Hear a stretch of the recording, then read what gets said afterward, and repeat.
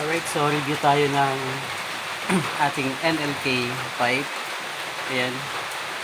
So, nakalagay dito, use only in race and made in Thailand. So, hindi naman tayo mga ngarera, kaya lang tatry lang natin na ilagay sa ating reader kung kumusta ang tunog niya. So, this is 924 to sa nabili natin sa TikTok. So pag bumili kayo dito, sa black yung inano natin. Makinis naman siya so far, wala namang damage.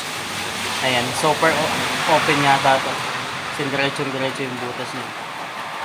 Tapos naka-tip na rin siya ng stainless daw to sabi nila. Ayan, parang titanium ang kulay. Or blue.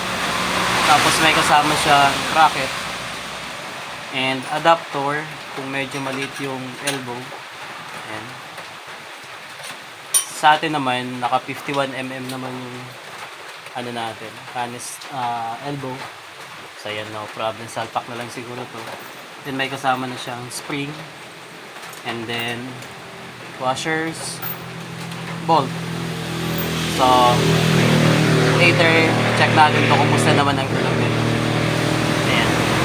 NLK.